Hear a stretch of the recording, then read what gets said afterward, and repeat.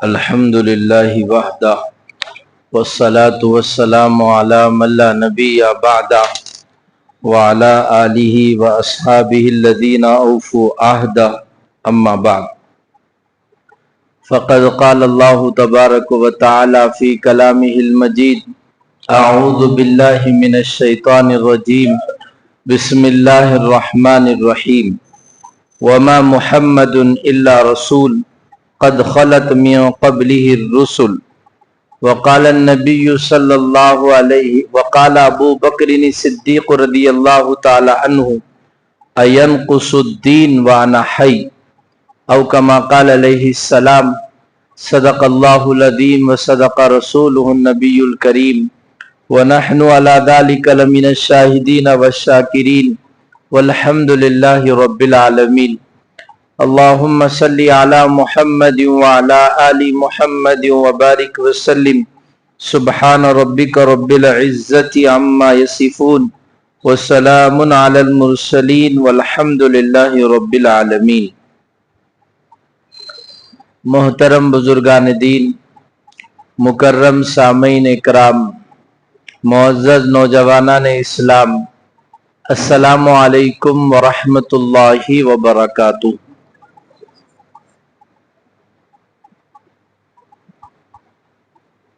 اللہ کی بہت سی نعمتوں میں سے ایک عظیم ترین نعمت ہے شعور۔ شعور جس کو حاصل ہوتا ہے، واقفیت اور آگہی جس کو ہوتی ہے دنیا کے کاموں میں یا دین کے کاموں میں، اس کی زندگی کا مزہ ہی الگ رہتا ہے۔ ایسے ہی دینی اعتبار سے بھی جب شعور بیدار ہوتا ہے اور واقفیت حاصل ہوتی ہے تو آدمی کو فخر ہوتا ہے اسلام پر، آدمی کو فخر ہوتا ہے اسلام کو زندہ رکھنے والی شخصیات پر۔ الحمدللہ ایک مہینے سے سیدنا ابو بکر صدیق کی حیات طیبہ اور آپ کی زندگی کے مختلف گوشے آپ کے سامنے عرض کیے گئے۔ آج انشاءاللہ اس عنوان کا آخری گفتگو ہے۔ اس کے بعد آئندہ جمعہ سے حضرت سیدنا ابو بکر صدیق، حضرت سیدنا عمر ابن خطاب رضی اللہ تعالیٰ عنہ کی زندگی آپ کے سامنے عرض کی جائے گی۔ اگر صرف ابو بکر صدیق رضی اللہ تعالیٰ عنہ کی حیات طیبہ سنائی جائے تو رمضان تک بھی ہم لوگ چاروں خلفاء کی زندگیوں کو سن نہیں سکتے ہیں۔ اس لیے ہجرت کے سفر تک گزشتہ میں نے آپ کے سامنے عرض کیا کیسی بے مثال خدمات حضرت ابو بکر صدیق کی رہی سفر ہجرت میں۔ آج حضرت ابو بکر صدیق کی 3 خدمات آپ کے سامنے عرض کی جائیں گی۔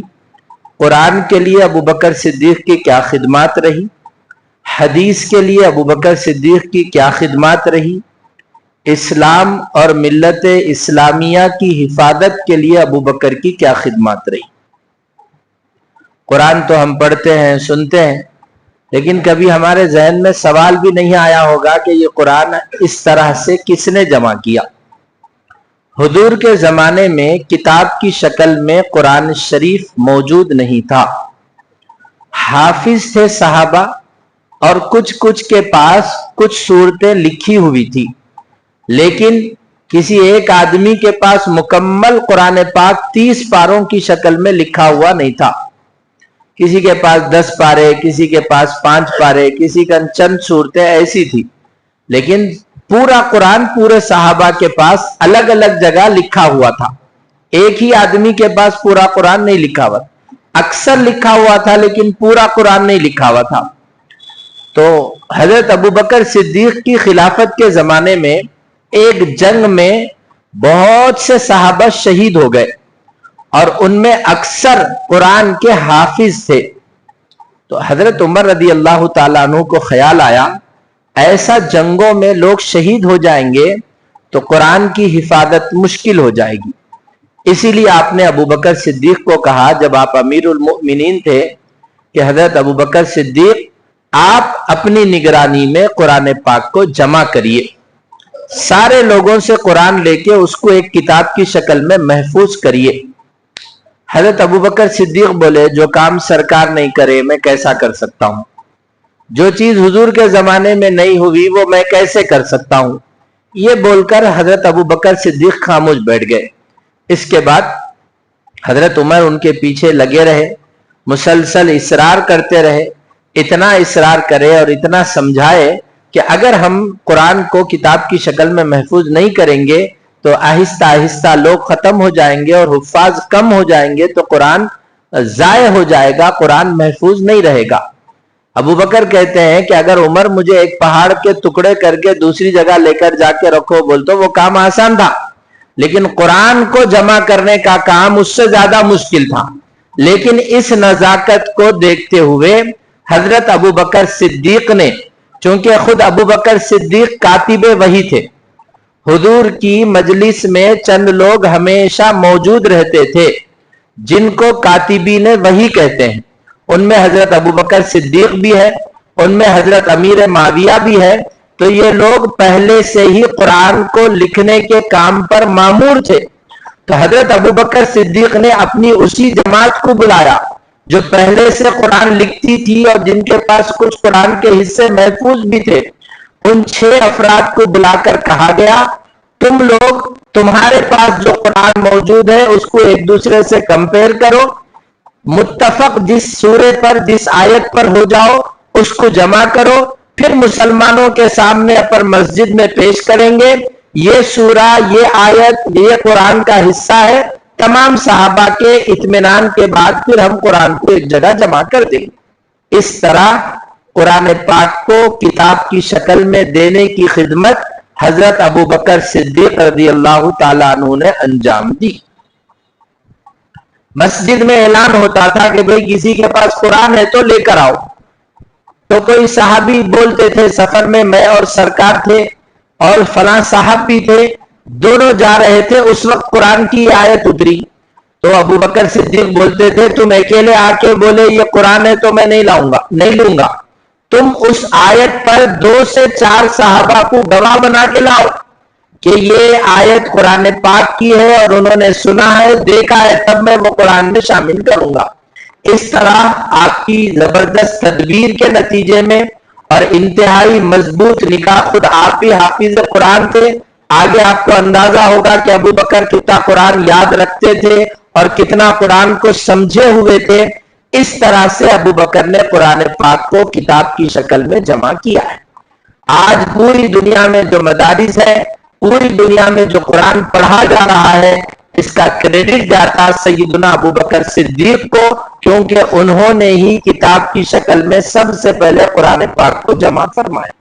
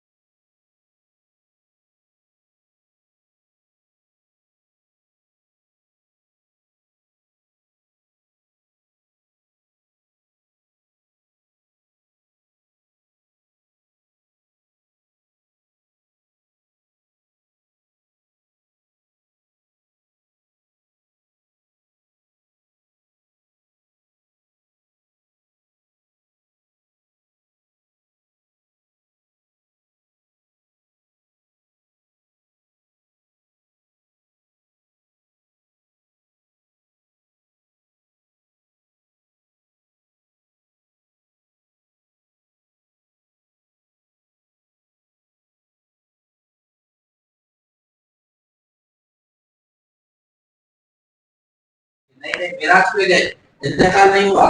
عمر باہر آ کے بولے اگر کوئی بولا کہ حضور انتقال ہو گئے گردن کاٹ دے تو یہ صورتحال ہے.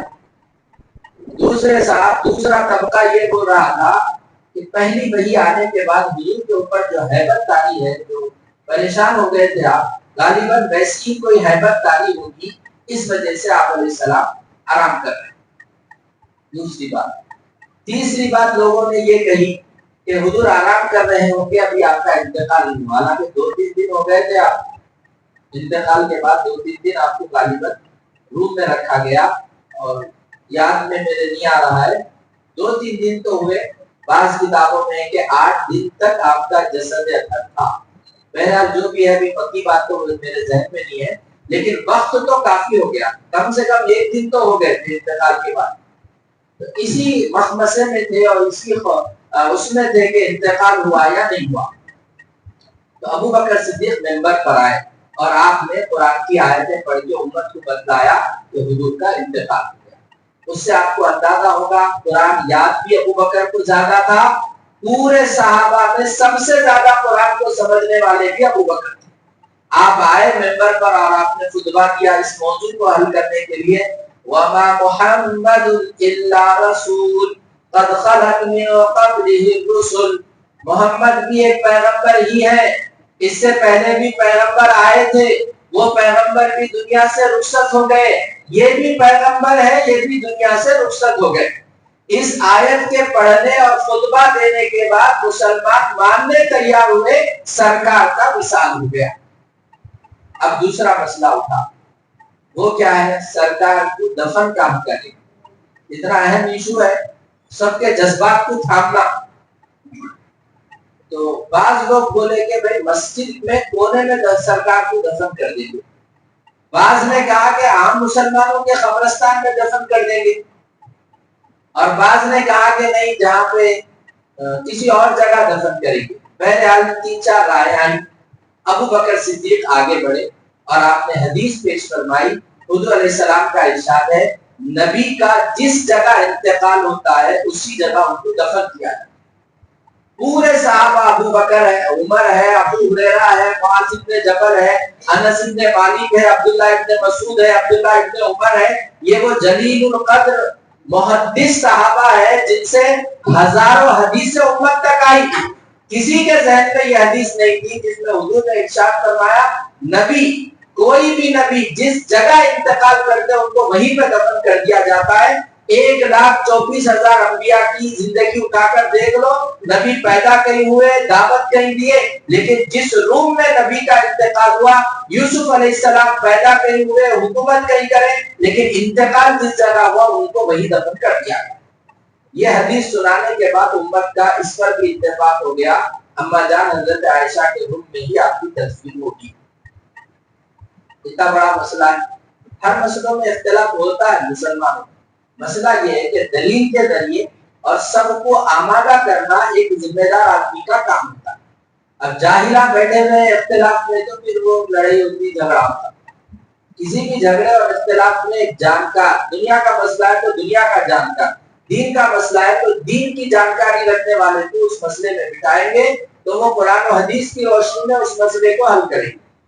اب تیسرا اہم مسئلہ ہوا تھا حضور کی نماز جنازہ کون پڑھائے. تو ہر آدمی تو یہی چاہے گا کہ میں امامت کروں گا، کون نہیں چاہیں گے کہ حضور کی نماز جنازہ پڑھائے. ابو بکر صدیق، اس پر بھی اختلاف پیدا ہوا. آپ نے فرمایا پہلے مسجد میں بوڑھے آئیں گے، وہ لوگ آ کر متفرق نماز پڑھ کے چلے جائیں گے.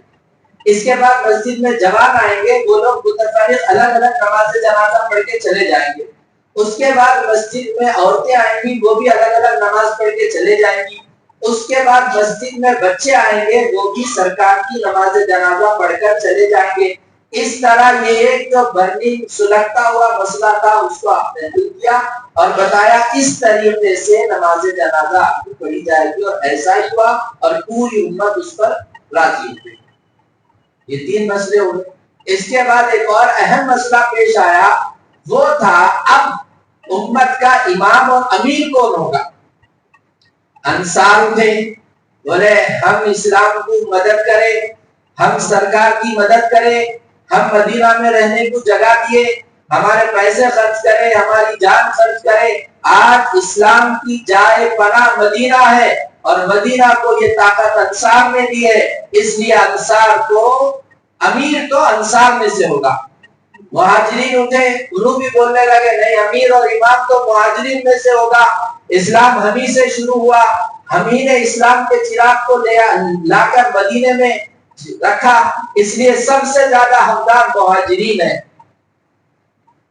ابو بکر صدیق آئے اور انہوں نے کہا، حضور علیہ السلام کا ارشاد ہے، الائمۃ من قریش، نبوت کے لیے جس خاندان کو چنا گیا، پوری دنیا میں سب سے آخری پیغمبر بننے کے لیے اللہ نے جس خاندان کا انتخاب کیا، وہی خاندان کا فرد مسلمانوں کا امیر بھی بنے گا۔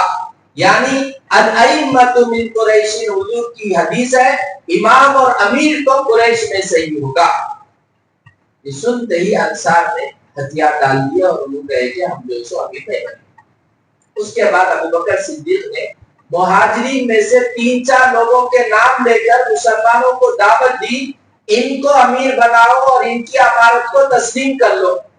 وہ 3-4 لوگ اور ایک بڑی تعداد مسلمانوں کی، انہوں نے کہا جس نے نبی کی حیات میں مصلی پر نماز پڑھایا ہو، جس کو نبی نے ہجرت میں اپنے ساتھ رکھا ہو، جس کے بارے میں نبی نے یہ کہا ہو پوروں کے احسان میں نے ادا کر دیے لیکن ابو بکر کا احسان کا بدلہ میں نہیں دے سکا، وہ آدمی اس لائق ہے کہ اس کو امیر بنایا جائے۔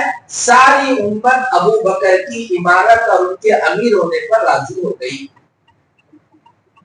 یہ اتنے اہم نازک مسئلوں کو ابو بکر صدیق نے حل کیا۔ آپ اندازہ کریے، ایکشن کا دور ذہن میں ڈالیے، تقسیم ہند کا زمانے کو ذہن میں ڈالیے، اس وقت کے صحیح فیصلے نہیں ہونے کی وجہ سے آج تک مسلمان پس رہے۔ تقسیم کے مسئلے میں اگر مسلمان صحیح فیصلہ کرتے، تقسیم پر کسی بھی صورت میں راضی نہیں ہوتے، آج ہندوستان کے مسلمانوں کی یہ درگت نہیں ہوتی۔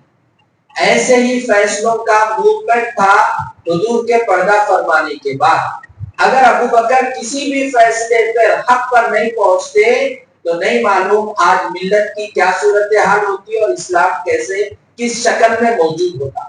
اس لیے پورے دنیا کے مسلمانوں کی گردن ابو بکر کے ان خدمات کے سامنے جھکنی چاہیے، ان کے احسان مندی کا اظہار کرنا چاہیے اور ہمارے دل میں ان کے لیے عظمت اور محبت، احسان شناسی کا جذبہ پایا جانا چاہیے۔ امیر بننے کے بعد آپ کے سامنے مسائل کا ایک طوفان آ گیا۔ کیا کیا مسائل ہوئے وہ سنیے آپ۔ کچے مسلمان، ادھورے مسلمان، علماء بولے حضرت قرآن میں اللہ بولے خذ من اموالہم صدقۃ تطہرھم وتزکیہم بہا وصلی علیہم، حضور کو زکات دینے کا اختیار تھا، اس وجہ سے ہم حضور کو زکات دیتے تھے اور زکات لے کے حضور ہمارے دعا دیتے تھے۔ اب دعا نہیں رہی، دعا دینے والے نہیں رہے، اس لیے زکات نہیں ہے، ہم زکات نہیں دیتے۔ تھوڑے مسلمان بول دیے مانعین زکات، مسلمانوں میں سے خود اٹھ کے بولے کہ ہم زکات نہیں دیتے، ہم ابو بکر کی کسی کو زکات نہیں دیتے۔ دوسرا مسئلہ، حضور ہی کی زندگی میں چند لوگوں نے جھوٹے نبی ہونے کا دعویٰ کیا، مسیلمہ کذاب، اسود عنسی، ایک عورت سجا نامی، انہیں بھی بولی میں بھی نبی ہوں۔ 3-4 لوگ نبوت کا اعلان کر دیے تھے، سرکار ان کی فہمائش کر رہے تھے، دلیلوں سے سمجھا رہے تھے، لشکر کی بجانے کی تیاری کر رہے تھے۔ اسی اثناء میں سرکار کا انتقال ہو گیا تو ان سے لڑنا، ان کا قلع کما کرنا ابو بکر کے لیے دوسرا چیلنج تھا۔ تیسرا ابو بکر کے لیے چیلنج یہ تھا، مسجد میں روزانہ مسلمانوں کے نام سے ایک منافق ٹولہ بیٹھتا تھا، جیسے ہی سرکار پردہ فرما گئے وہ منافقین جا کے ہندو بن گئے، مرتد ہو گئے۔ اب ان سے جہاد کرنا یہ ایک اہم چیلنج تھا ابو بکر کے سامنے۔ اور ایک چیلنج یہ تھا، حضور اپنی زندگی میں ایک لشکر کو تیار کرے جس کا امیر اسامہ کو بنائے۔ اس لشکر کے سپاہی ابو بکر تھے، عمر تھے، عثمان و علی تھے۔ اس فوج کا امیر اسامہ کو بنا کے بھیجائے تھے کہ فلاں ملک میں جا کے حملہ کرنا۔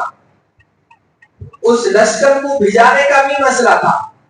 اس کے بعد ایک اہم مسئلہ ابو بکر کے لیے یہ پیش آیا، مدینہ کے اطراف میں جتنے غیر مسلم تھے حضور کے جانے کے بعد سب ایک ساتھ مدینہ پر حملہ کرنے کی پلاننگ کر رہے تھے۔ اس صورتحال میں ابو بکر کی ذمہ دار صحابہ نے کچھ عجیب مشورے دیے جس کو ابو بکر کی جرأت نے، ابو بکر کے استقلال نے، ابو بکر کی اولو العزم ہمت نے قبول نہیں کیا۔ کیا دیے مشورے؟ سنیے۔ کچھ لوگ بولے وہ جو منافقین ہے بھائی، وہ مسلمان مرتد ہو گئے، ان کو ان کے حال میں چھوڑ دو، ان سے اب لڑنے مت جاؤ کسی کو۔ کچھ لوگ بولے وہ زکات نہیں دینے والے تو مسلمان ہے نا صاحب، نماز پڑھ رہا نہ ہونے، اس کے حال میں چھوڑ دو صاحب، اس سے مت لڑو۔ کچھ لوگ بولے وہ اسامہ کا لشکر سرکار چلے گئے، دنیا سے پردہ فرما گیا، وہ لشکر کو بھجانا ضروری نہیں ہے، وہ لشکر کو یہاں پہ رکھو، یہ مدینہ کی حفاظت ضروری ہے، باہر سے حملے ہوں گے۔ حضرت عمر بھی آگے ایسی کچھ عجیب مشورے دیے۔ آپ نے عمر کو جواب دیا، بیٹا جاہلیت میں شیر بنتے تھے، اب جو اسے نرم بن گئے، جبار فی الجاہلیت و خبار فی الاسلام، غیر مسلم تھے تو بڑے شیر اور ببر بن کے پھرتے تھے، اور اب مسلمان ہو گئے تو نرم بن گئے۔ یہ جملہ آپ نے کہا۔ اس کے بعد ابو بکر نے ان تمام نرم نازک سمجھوتے کے اسلام کو لے کے چلو بولنے والوں کو جواب دی، اَيَنْقُصُ الدِّينُ وَأَنَا حَيٌّ، دین کے ٹکڑے ہو جائے اور ابو بکر زندہ رہے، یہ ہو نہیں سکتا۔ مرتدین کے خلاف بھی لشکر بھجاؤں گا، اسامہ کے بھی لشکر بھجاؤں گا، زکات نہیں دینے والوں سے بھی جہاد کروں گا، جو منافقین مدینہ چھوڑ کے باہر چلے گئے ان سے بھی جہاد کروں گا۔ اگر کوئی نبی کے زمانے میں ایک رسی زکات میں دیتا تھا، وہ زکات نہیں دے رہا تو اس سے بھی جہاد کروں گا۔ یہ جرأت اور استقلال دیکھنے کے بعد صحابہ کرام کو بھی سمجھ میں آ گیا کہ ابو بکر جو بول رہے ہیں وہی صحیح ہے۔ تمام صحابہ ابو بکر کی رائے پر متفق ہوئے، زکات نہ دینے والوں سے بھی جہاد کیا گیا اور مرتدین کے خلاف بھی جہاد کیا گیا، اسامہ کے لشکر کو بھی بھجایا گیا۔ 2.5 سال اسلامی خلافت کی بنیادوں کو مضبوط کرنے کے لیے آپ نے جو کوشش کی ہے اس کا نتیجہ اور ثمرہ عمر بن خطاب کو ملا۔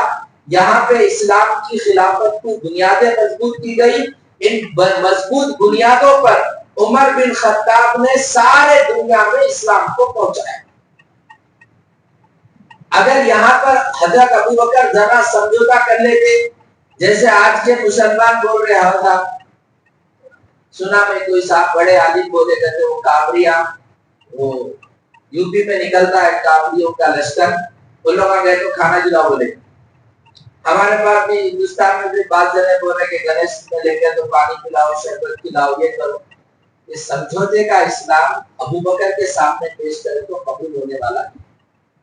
تو ہندو بیمار ہو گیا، آپ اس کے زخم کو پوچھ سکتے ہیں، اسلام آپ کو اتنی خدمت کی اجازت دیتا ہے، لیکن کسی کے پوجا پاٹ میں آپ کسی قسم کی مدد نہیں کر سکتے۔ تو ہندو جو ہے سو اس کا جنازہ روڈ پہ پڑا ہوا ہے تو آپ اس کو لے جا کے زمین پہ دفن کرنے کا انتظام کر سکتے ہیں، اس کی اسلام اجازت دیتا ہے، لیکن کسی کی بھی پوجا میں مدد آپ نہیں کر سکتے۔ اس ہندوستان میں 2014 کے بعد کے ہندوستان میں مسلمان سمجھوتے پہ آ گئے، انہیں نئے نئے شب کو دیکھنا پڑتا، تھوڑا مٹھائی بھی کھانا پڑتا، تھوڑا دیوالی پہ لڈو بھی کھانا پڑتا، تھوڑا راکھی بھی پہننا پڑتا، تھوڑا ہیپی دیوالی بھی بولنا پڑتا۔ یہ سمجھوتا اسلام میں نہیں ہے۔ آپ انسانیت کے نام سے کیا بھی کسی بھی خدمت کریے، جائز ہے، ثواب ملے گا، لیکن جہاں مسئلہ ایمان اور کفر کا آ گیا، جہاں مسئلہ پوجا کا آ گیا، بھگوان کا آ گیا، وہاں میں کسی کو بھی آپ مدد کرنا چاہیں۔ آپ یہ بتائیے، ایک آدمی کسی جگہ مندر کو جا رہا ہے اور آپ سے انہیں رستہ پوچھا، آپ بتا دیے، انہیں جتنی پوجا کرا اس کا گناہ آپ کو ہونے والا۔ ایک آدمی مسجد کو جا رہا ہے، مسجد کا پتہ نہیں ہے، آپ سے پوچھے، آپ بتا دیے، انہوں مسجد میں جتنے نمازہ پڑھے اس کا ثواب آپ کو ملنے والا۔ ایک آدمی بھوکا ہے، آپ اس کو کھانا کھلا دیے، وہ کھانا کھائے بعد جا کے جمعہ کی نماز پڑھنے بیٹھا ہوں، وہ کھانے سے جو طاقت ملی، جو جمعہ پڑھ رہا، جو ذکر کر رہا، اس کا ثواب پورا آپ کو ملنے والا۔ ایک کھانا کھلا دیا، انہیں جا کے اس سے کسی عبادت گاہ میں جا کے کچھ پوجا کر رہا ہے، پیٹ اٹھا رہا ہے، جتنی اس سے طاقت ملی جو وہ پوجا کر رہا ہے اس کا گناہ پورا آپ کو ملے گا۔ لا تعاونوا علی البر والتقوی ولا تعاونوا علی الاثم والعدوان. قرآن کی صاف آیت ہے, اس کے ترجمہ کرنے کی ضرورت نہیں ہے. اچھے کام میں مدد کرو, برے کام میں, گناہ کے کام میں مدد مت کرو. اب ہندوستان میں ایسا ہو چکا ہے, مسلمان اب سمجھوتے کے راستے پہ آ چکے ہیں. وجہ یہی ہے کہ جمعہ میں آ کے آخری میں بیٹھ کے جو لوگ دین سنیں گے اور جمعہ سمجھیں گے, وہ لوگ سمجھوتے کے اسلام کو لے کے چاہیں, اور جن کے اندر یہ شعور ہے ہمارا کو اسلام کو سمجھنا ہے, ہمارا کو قرآن و سنت کو سمجھنا ہے, وہ لوگ جب اسلام کو شعور کے ساتھ سمجھ لیں گے, لاکھوں کا نقصان برداشت کر لیں گے, سمجھوتا برداشت نہیں. یہ ایک اہم مسئلہ ہے جو پورے ہندوستان کے مسلمانوں کے لیے ہے. جتنے لوگ 1:30 بجے کے بعد, 45 کے بعد, 40 کے بعد آنے والے ہیں, ممکن ہے اپنی زندگی میں کبھی نہ کبھی اسلام کا وہ لوگ سمجھوتا کریں گے, کیونکہ بے شعوری قوموں کے لیے موت ہے, شعور اور آگہی یہ انسانیت کے لیے, قوموں کے لیے حیات ہے. تو آپ نے اندازہ کیا کہ ابو بکر صدیق نے اسلام اور اہل اسلام کی حفاظت کے لیے کتنے اہم خدمات انجام دیے ہیں. اور آپ کو یہاں رک کر ایک بات اور بھی سنا دوں میں. جیسے آپ نے سنا تھا آپ علیہ السلام کی تدفین کا مسئلہ ہوا, ابو بکر نے یہ دلیل دی کہ جہاں پہ آپ انتقال کریں وہیں پر دفن کرنا.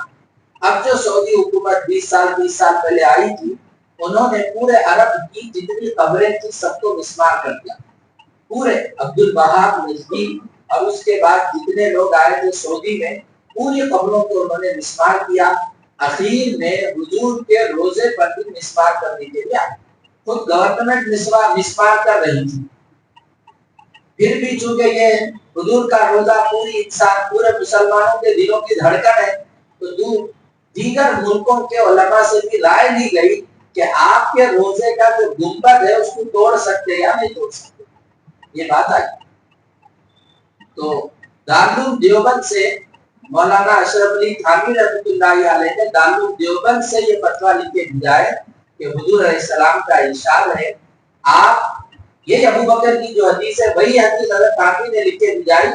حضور علیہ السلام کا ارشاد ہے, ہم جس جگہ انتقال کرتے ہیں وہی ہم کو دفن کیا جاتا. اس کے بعد حضرت تھانوی, آپ یہ یقین کر لیجیے پوری دنیا میں حدیث کو سمجھنے والے صرف دیوبندیاں ہیں, ان کے علاوہ دنیا میں کوئی حدیث کو سمجھ ہی نہیں سکتا. آپ کسی بھی کتب خانے میں جا کے پوچھئے بخاری کی گائیڈ اور شرح سب سے زیادہ کون لکھے, تو دارالعلوم دیوبند کے علماء کا نام ملے. مسلم کی سب سے زیادہ گائیڈ اور شرح کون لکھے, دارالعلوم دیوبند کے علماء کا نام ملے گا. سعودی بھی اس پر سجدہ کرتا ہے, جو خدمت حدیث کی دارالعلوم دیوبند نے مظاہر علوم میں کی ہے وہ خدمت دنیا میں کسی بھی ادارے نے نہیں کی. بہرحال حضرت تھانوی نے یہی حدیث پیش کی. حضور نے ارشاد فرمایا جس جگہ پیغمبر کا انتقال ہوتا ہے وہیں ان کو دفن کیا جاتا ہے. حدیث پیش کرے. اس کے بعد آپ نے نقطہ یہ لکھا اور علماء سعودی عرب کو متوجہ کیا, بتاؤ تو صحیح حضرت عائشہ کے روم میں جب آپ کا انتقال ہو رہا تھا اس وقت چھت تھی یا نہیں تھی؟ چھت تھی. اس کا مطلب حضور کے روزے پر چھت رہے گی, اس گنبد کو اور اس چھت کو توڑنے کی ضرورت نہیں. تو آج جو روزے پر گنبد باقی ہے, پورے سعودی کے مقبروں کے گنبدوں کو توڑ دیے ہیں, وہ دارالعلوم دیوبند کے فتوے کی وجہ سے اور اس حدیث سے حضرت تھانوی کے استدلال کی وجہ سے. اسی لیے کسی کا بچہ اگر تعلیم کورس کر رہا ہے, ایک بار اس کو دارالعلوم بھیجائیے اور دارالعلوم میں پڑھائیے, اسی کے بعد اس کے اندر جرأت پیدا ہوگی, قرآن و حدیث کو سمجھنے کا ملکہ پیدا ہوگا. اللہ تعالیٰ ہم سب کی جانب سے حضرت سیدنا ابو بکر صدیق کی قبر پر بے شمار رحمت نازل فرمائے. ان کی جو جلیل القدر خدمات ہے اسلام اور اہل اسلام کے لیے, اللہ اپنے شایع نشان کو اجر جزیل عطا فرمائے. باقی دعوانا الحمدللہ رب العالمین.